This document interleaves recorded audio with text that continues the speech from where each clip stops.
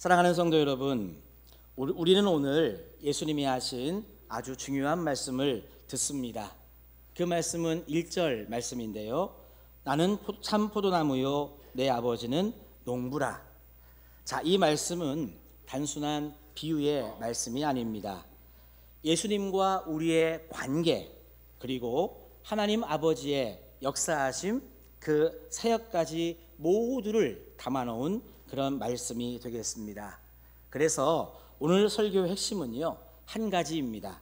뭐냐 하면 우리의 신앙생활의 중심은 활동이 아니라 연합이다 하는 것입니다. 따라 합시다. 신앙생활의 중심은 연합이다.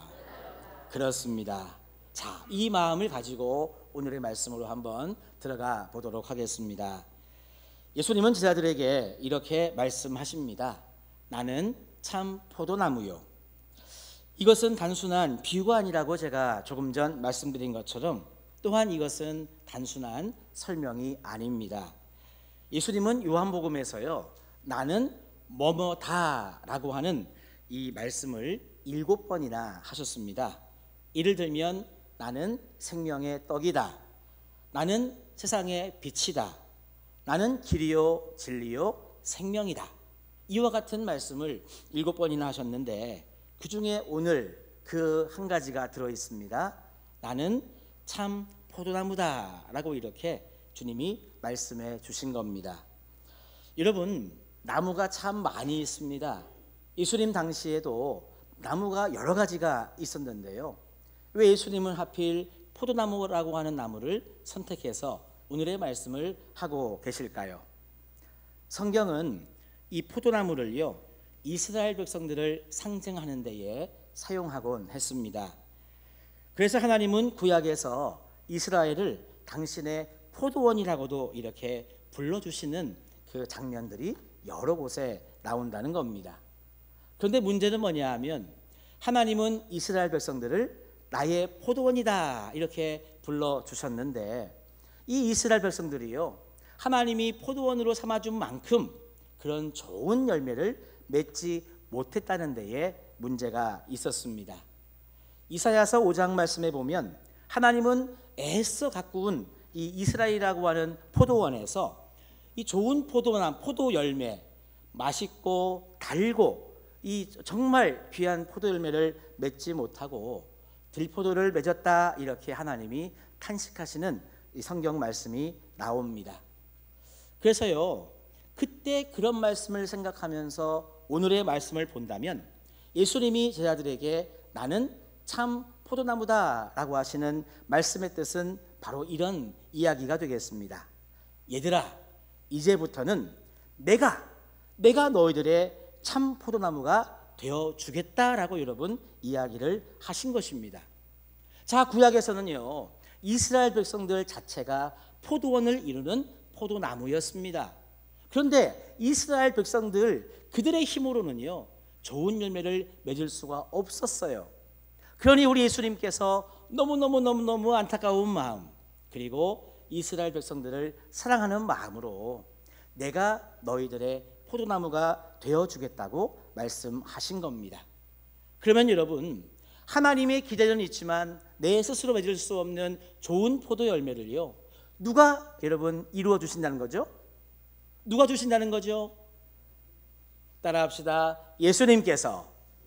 맞아요. 예수님이 직접 참 포도나무가 되어 주시면 내가 맺을 수 없는 그 좋은 열매를요, 포도나무이신 우리 예수님께서 맺게 도와주신다는 겁니다. 여러분, 이 말씀은 사실 참 놀라운 말씀이에요. 예수님은 단순히 우리를 도와주는 정도의 존재가 아니라는 말씀입니다. 여러분이 너무너무 힘들어요. 그럴 때 주님 도와주세요 이러면 기다리고 계시다가 삐뽀 와가지고 우리를 도와주신다든지, 아니면 주여 응답해 주시옵소서 할 때 응답의 내용을 가지고 있다가 그래 짠 하고 여러분 응답을 주시는 그 정도의 예수님이 아니라는 말씀입니다. 오히려 참 포도나무가 되셔서 우리의 믿음의 길과 인생의 길에 필요한 모든 것을 우리 주님께서 다 주시겠다고 하는 여러분, 그 생명의 말씀이 바로 오늘 나는 참 포도나무다라고 하는 말씀이 되는 겁니다. 자, 그래서 우리 사랑하는 성도 여러분, 그 참 포도나무에서 우리의 인생이 좋은 가지를 맺으려면은요, 우리는 그 예수님에게 붙어 있어야 되는데, 오늘 이 자리에 나와 계시는 우리 성도 여러분, 여러분들은 지금 무엇에 붙어서 살아가고 있습니까? 누구에게 여러분 의지하면서 하루하루의 시간을 보내고 계시죠? 혹시 예수님이 아닌 다른 것을 포도나무 삼아서 여러분 의지하고 기대고 계시지는 않은지 모르겠습니다. 우리의 인생 가운데 있잖아요, 포도나무처럼 보이는 게 있습니다. 포도나무가 아닌데 포도나무처럼 보이는 게 있어요. 뭐냐 하면 인생의 성공입니다. 인생의 성공이야말로 나에게 모든 걸 줄 수 있는 포도나무다. 그래도 뭐니 해도 뭐니라고 돈이 최고지, 돈이 나에게 모든 것을 줄 수 있는 포도나무다. 그리고 누군가에게 인정받는 것이 내 인생의 포도나무지. 그리고 이왕이면 내 감정에 좋을 대로, 또한 나의 생각에 좋을 대로 살아가는 것이 인생이 낙 아니겠냐. 이게 내 인생의 포도나무로 우리는요 착각할 수도 있는 것입니다. 왜냐하면 인생의 성공을 붙잡고 돈을 붙잡고 인정받는 것을 붙잡고 내 감정이나 내 생각대로 하는 게 좋으니까 여기에 여러분 매몰되어 있다 보면 잠깐은 좋단 말입니다. 이게 우리들에게 유익을 줄 때도 있단 말이죠. 그러니까요, 우리가 자칫 잘못하면 이와 같은 것을 포도나무로 착각해서 그것을 붙잡을 수도 있습니다. 그런데 여러분, 그것을 붙잡아 보신 분들은 알잖아요. 잠깐은 좋은데 거기에는 생명이 없기 때문에 거기에 그거를 붙잡고 있는 우리의 삶은 언젠가부터 알게 모르게 서서히 여러분 우리를 마르게 해버립니다. 여러분, 그래서 예수님 말씀하신 이 1절의 의미를 우리는 마음에 새겨야 되겠습니다. 저를 따라 합시다. 예수님이 참 포도나무시다. 그렇습니다. 이것을 여러분 마음에 먼저 담으시면서 진짜 생명, 영원한 생명이 있는 우리 예수님을 정말 여러분 믿고 살아가는 우리 모두가 되시기를 주님의 이름으로 축원합니다. 자, 그래서 예수님은요 이렇게 말씀하십니다. 나는 참 포도나무요 내 아버지는 농부라 말씀을 이어가십니다. 예수님의 이와 같은 포도나무의 비유 속에는요 가지로 되어 있는 우리만을 지칭하고 있는 것이 아닙니다. 종합적으로 설명을 하고 계시는데 이 예수님의 포도나무의 비유에 보면, 자, 나는 참 포도나무라고 했으니 예수님이 포도나무이신 거고요. 그리고 우리는 이제 가지가 된 존재입니다. 구약시대에는 우리가 포도나무여서 열매를 맺지 못했지만 이제는 우리가 가지가 되었으니 예수님께 붙어 있으면 좋은 열매를 맺을 수 있는 가지가 되었습니다. 그리고 이렇게 이 포도나무와 가지에 좋은 열매를 맺을 수 있도록 농사를 지어주시는 분이 계신데 그분이 누구시냐? 하나님 아버지라고 말씀하며 우리들에게 알려주시는 겁니다. 그래서 여러분, 하나님 아버지는요 우리의 삶을 도와주시고 오늘도 돌보아 주시는 분이십니다. 하나님은 결코 우리를 그냥 내버려 두지 않으십니다. 우리의 믿음의 성장과 성숙을 위해, 또한 이 땅에서의 삶 속에 하나님의 영광을 드러낼 수 있도록 직접 우리의 인생 가운데 손을 대주시는, 직접 역사하시는 우리 하나님 아버지라고 하는 사실이죠. 자, 이 말씀을 2절의 말씀을 통해서 확인해 보도록 하겠습니다. 다 같이 2절의 말씀을 한 목소리로 봉독하겠습니다. 무릇 내게 붙어 있어 열매를 맺지 아니하는 가지는 아버지께서 그것을 제거해 버리시고 그것을 깨끗하게 하시느니라. 아멘. 자, 2절 말씀에 보니까 두 가지의 가지가 등장하고 있습니다.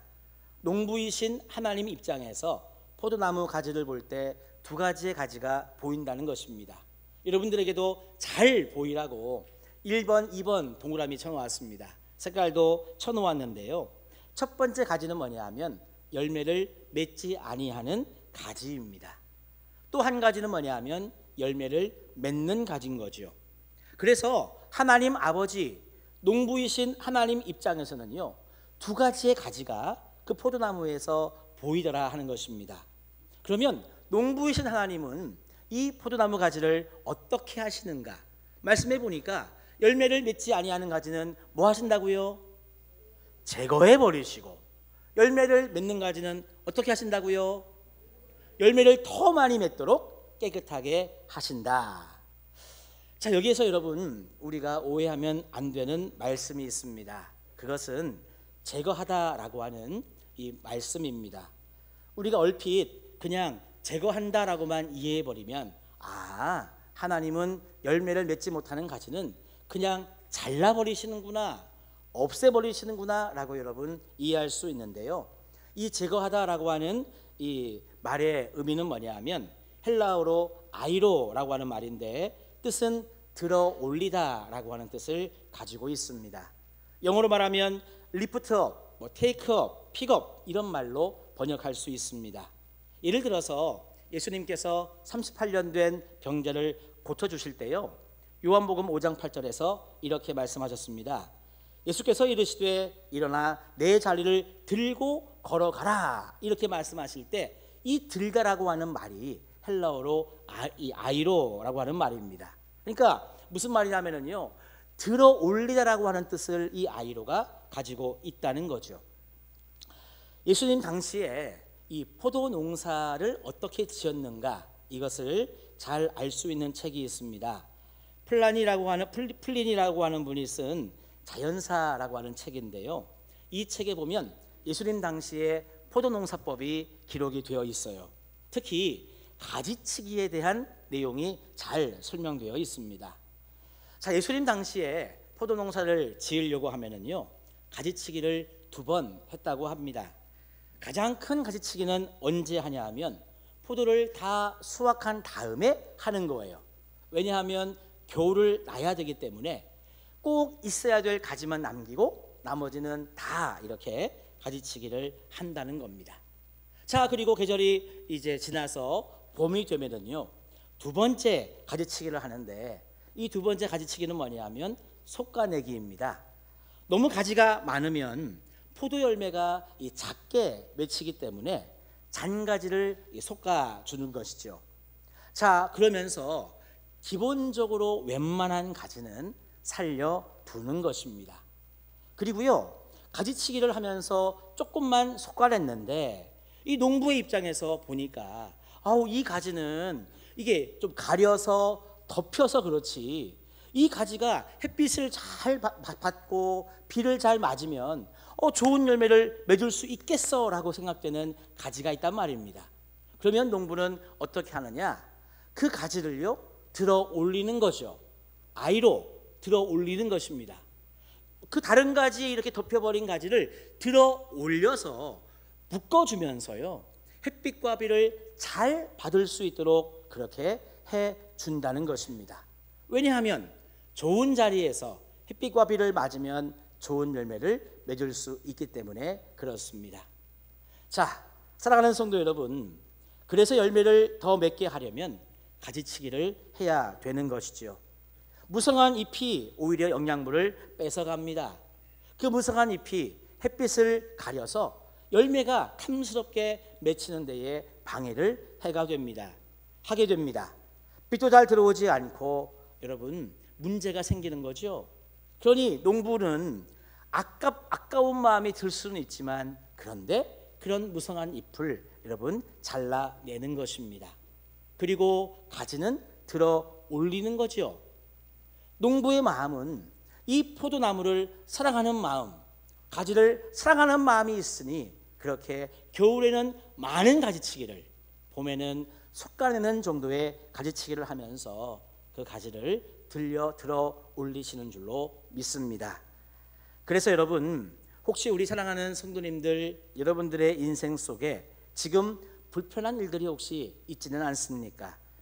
관계의 어려움이라든지 갑작스런 삶의 변화라든지, 기도에도 기도의 응답이 없는 시간이 지금이라든지, 우리가 이런 일들을 경험하면 우리는 이런 생각이 듭니다.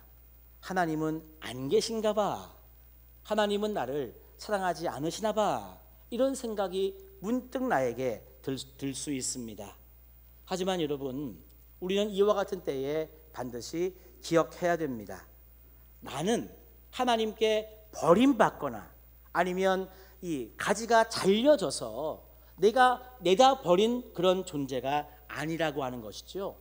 오히려 내 인생 속에 너무나 많은 데에 관심이 분산되어 있고 내 에너지가 너무 많은 데에 지금 쓰여지고 있어. 정작 내 관심과 내 에너지가 하나님이 되어야 되고 말씀이 되어야 되고 기도가 되어야 되고 이 교회가 되어야 되는데 하나님, 말씀, 기도, 교회가 아닌 다른 데 너무나 우리의 무성한 가지가 뻗쳐 있어. 그러면 여러분, 하나님은요 나를 사랑하시기 때문에 솎아주시는 거죠. 가지치기 해주시는 거예요. 그러면서 여러분, 우리를 들어 올리시는 과정이 바로 지금 내 삶에 일어나는 불편한 시간들을 드릴 수 있는 것입니다. 여러분, 하나님은 살아계십니다. 그리고 하나님은 우리를 사랑해 주십니다. 이 진리는 여러분 변치 않아요. 그렇기 때문에 내 인생에 여러분 불편한 일들이 생긴다고 하면 우리는 이렇게 이해를 해야 되는 거죠. 하나님의 사랑이 지금 나에게 임하고 있구나. 하나님께서 나의 성장과 성숙을 위해 가지치기를 솎아내기를 하고 계시는구나. 그리고 내가 좋은 열매를 맺을 수 있도록 들어 올려 묶어주시는 중이시구나.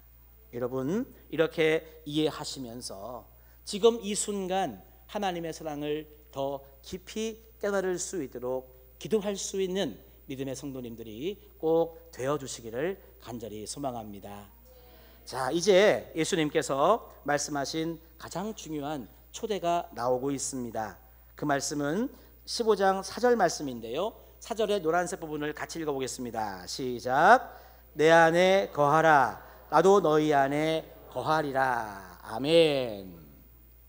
자, 여러분, 이 말씀은 첫 번째 우리를 향한 명령이에요. 내 안에 거하라 라고 하는 명령입니다. 그리고 명령과 동시에 이 말은 하나님의 초청이에요. 내 안에 거하라고 하는 하나님의 초청의 말씀입니다. 내 안에 나는 너와 함께 있어야 되겠어. 너는 내 안에 들어와. 그리고 계속 내 곁에 머물러 있어. 내 안에 계속 있으라고 하는 주님의 말씀인 것입니다. 사랑하는 성도 여러분, 우리의 신분이 바뀌었다고 했죠. 구약시대에는 우리가 포도나무였는데 이제는 우리가 포도나무가 아니라 가지로 우리의 신분이 바뀌었습니다. 아무리 우리가 노력을 해도 여러분, 우리가 좋은 열매를 맺을 수 없기 때문에 예수님께서 참 포도나무가 되어주셨고 우리는 그 예수님과 연합하고 붙어있고 함께하면 자동적으로 좋은 열매를 맺을 수 있는 가지로 우리의 신분이 바뀐 거예요. 여러분, 아무리 가지가 건강해 보여도요, 이 줄기에서 포도나무에서 여러분 떨어져 버리면 여러분 그 순간부터 마르기 시작하는 겁니다. 처음 하루 이틀은 괜찮아요. 그런데 사흘이 지나고 일주일이 지나면 말라서 여러분 사람들이 쓸모가 없기 때문에 그 가지를 불에다가 던져서 불태워 버리는 것입니다. 그래서 여러분, 우리는 항상 기억해야 될 것이 뭐냐 하면 참 포도나무이신 예수님께 내가 붙어있고 함께하고 연결되기를 여러분 간구하는 우리가 되어야 될 줄로 믿습니다. 그래서 이 거하다는 말은요, 헬라어로 메노인데요, 뜻은 뭐냐 하면 머물다, 지속되다, 떠나지 않다, 동거하다라고 하는 뜻을 가지고 있습니다. 예를 들어서 띵동하고 잠시 방문하는 손님으로 우리 주님은 우리를 부르신 게 아니라는 말씀입니다. 식구, 가족은요 늘 함께 거하는 공동체 아닙니까? 우리 주님은 우리를 식구처럼 가족처럼 여러분 불러주신 거예요. 매일매일 주님과 함께 거하고 주님과 동거동락하면서 먹고 마시고 함께 있을 수 있는 그런 관계로 우리를 불러주셨습니다. 그래서 주님 안에 거한다고 하는 것은요, 우리들의 신앙생활로 비유해 보면 단순히 주일날만 여러분 교회에 나오는 그런 신앙이 아닌 겁니다.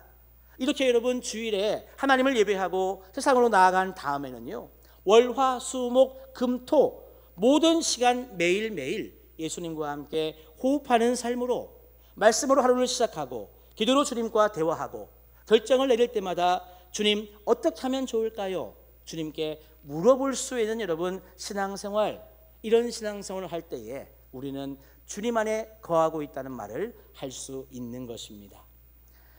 언젠가 어느 성도님이 저한테 이런 말을 하더라고요. 목사님, 저는 교회를 잘 다니고 있어요. 그리고 예수님을 잘 믿고 있습니다. 그런데 요즘 참 힘들고요, 신앙생활이 좀 메말라 간다는 것을 느끼고 있습니다. 이런 이야기를 저에게 하는 거예요. 그래서 제가 그 이야기를 들으면서 그 성도님께 물어봤습니다. 성도님, 요즘 이 성경 말씀은 좀 자주 보고 계신가요? 바빠서. 또 요즘 어떻게 예전처럼 기도 생활은 잘하고 계시나요? 바빠서 이렇게 여러분 이야기를 하는 겁니다. 바쁘다 보니까 말씀을 잘 보지 못하고 기도의 시간도 충분히 가지지 못한다는 이야기를 하는 거예요. 그런 대화를 쭉 하다가 제가 뭐라고 이야기했냐면, 주님과의 만남의 시간, 대화의 시간이 적어지니 어쩔 수 없이 신앙생활이 메말라 간다고 밖에는 볼 수 없겠다고, 그런 이야기를 한 적이 있습니다.